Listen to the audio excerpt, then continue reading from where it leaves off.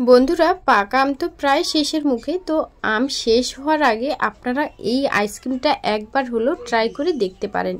এই রেসিপিটা আপনারা যদি বানান বাড়িতে কিন্তু বারবার বানানোর অনুরোধ আসবে এই আইসক্রিম। নমস্কার বন্ধুরা, welcome to Molly kitchen. Molly রান্নাঘরে আপনাদের সবাইকে ওয়েলকাম জানাচ্ছি নতুন একটা রেসিপিতে। কাছে দূরে আমার সকল বন্ধুরা, আপনারা সবাই আশা করছি খুবই ভালো আছেন এবং সুস্থ আছেন।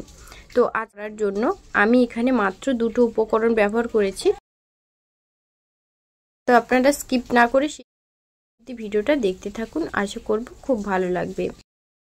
দারুণ স্বাদের এই আমের আইসক্রিমটা বানানোর জন্য সবার প্রথমে দিয়ে দিচ্ছি 2 কাপ পরিমাণে দুধ, আর তারপর দিয়ে দিচ্ছি 1 কাপ চিনি। আমি এখানে 50 গ্রামের মতন চিনি অ্যাড করলাম। আপনারা আপনাদের পছন্দ অনুযায়ী কিংবা স্বাদ অনুযায়ী চিনিটা অ্যাড করবেন। আর দিয়ে দিচ্ছি 1/2 কাপ পরিমাণে গুঁড়ো দুধ, আর 3 থেকে 4টে দিয়ে দিচ্ছি এলাচ।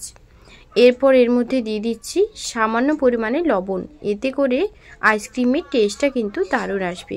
সব শেষে দিয়ে দিচ্ছি একটা আম আমি ছোট ছোট টুকরো করে কেটে রেখেছিলাম, আমটা দিয়ে দিলাম। এবার আমি এই আমটা খুব ভালোভাবে দুধের সাথে মিশিয়ে নেব। দুধের সাথে খুব ভালোভাবে মিশিয়ে নেওয়া হয়ে গেলে তারপর আমি মিক্সারে দিয়ে খুব ভালোভাবে একটা স্মুথ পেস্ট বানিয়ে নিতে হবে। এখানে আপনারা দুধের পরিমাণটা কম বেশি করে দিতে পারেন। তো আমি আমার পরিমাণ অনুযায়ী দিয়েছি। এবার খুব ভালো করে মিক্সড হয়ে গেলে একটা মিক্সারের মধ্যে নিয়ে নিচ্ছি 1 কাপের মতন চিনেবাদাম। এই বাদামটা দিলে কিন্তু এই আইসক্রিমের স্বাদটা দ্বিগুণ আসবে। আপনারা সেক্ষেত্রে কাজু বাদামও দিয়ে যেতে পারে। তো বাদামটাকে খুব ভালোভাবে গুঁড়ো করে নিয়েছি। আর একদম ভালোভাবে কিন্তু গুঁড়ো করলে হবে না, একটু দানা দানা থাকবে, সেইভাবেই গুঁড়ো করে নিতে হবে। তো এই যে দেখুন, আমি ঠিক এইভাবে কিন্তু দানা দানা করে গুঁড়ো করে নিয়েছি বাদামটাকে। তারপর বাদামটাকে একটা প্লেটের মধ্যে তুলে নিতে হবে। তারপর আমার দুধের মিশ্রণটা এই মিক্সার বাটির মধ্যে দিয়ে দেব। এই যে দেখুন, মিক্সার বাটির মধ্যে আমার দুধের মিশ্রণটা দিয়ে দিচ্ছি। মিক্সার বাটির মধ্যে দুধের মিশ্রণটা দিয়ে দিয়েছি। এবার আমি এর মধ্যে দিয়ে দিচ্ছি 3 থেকে 4 চামচের মতন কর্নফ্লাওয়ার। এতে করে ঘনত্বটা কিন্তু খুব ভালো আসবে। তারপর খুব ভালোভাবে মিশিয়ে নিচ্ছি। তো দেখুন, খুব ভালোভাবে মেশানো হয়ে গেছে।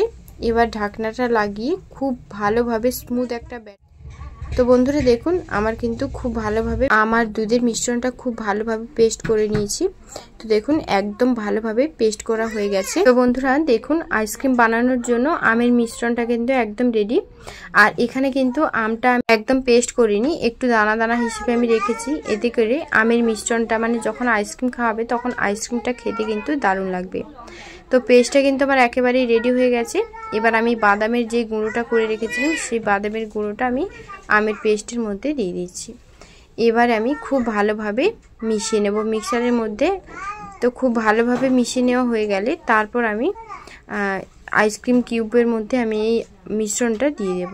এবার আমি এই আইসক্রিম কিউবের মধ্যে দিয়ে দিচ্ছি। এইভাবে করে দিয়ে প্রায় 7 থেকে 8 ঘন্টার জন্য ডিপ ফ্রিজে রেখে দিতে হবে। তাহলে কিন্তু আমাদের আম আর দুধের আইসক্রিমটা একদম রেডি হয়ে যাবে। তো পরপর করে আমি আইসক্রিম কিউবের মধ্যে আমের মিশ্রণটা দিয়ে দিলাম। তারপর আইসক্রিমের কাঠিগুলো লাগিয়ে দেব। এইভাবে করে আইসক্রিমের কাঠিগুলো লাগিয়ে দিচ্ছি। লাগিয়ে দেওয়ার পর ওপর থেকে একটু বাদামের টুকরো দিয়ে দেব। মানে বাদাম যে পেস্ট আমি করে রেখেছিলাম সেই বাদামের কুচিগুলো ওপর থেকে দিয়ে দিতে হবে।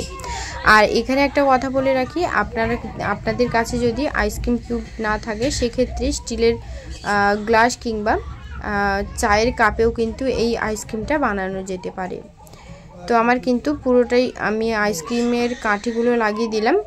এরপর আমি ওপর থেকে একটু যেই বাদামের গুঁড়োগুলো রেখেছিলাম সেই গুঁড়োগুলো আমি ওপর থেকে দিয়ে দেব।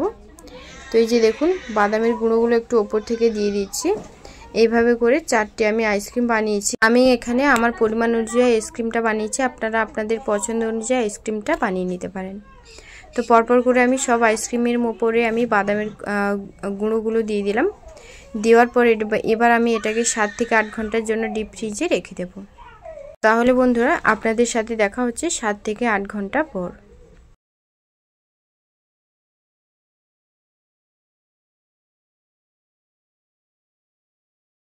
তো তো বন্ধুরা 8 ঘন্টা পর এখন আমি আপনাদেরকে দেখাচ্ছি।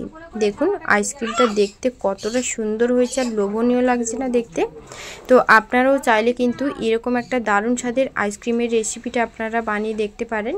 তবে আম শেষ হওয়ার আগে এই রেসিপিটা একবার হলেও ট্রাই করে দেখবেন, দারুণ স্বাদ হয় খেতে।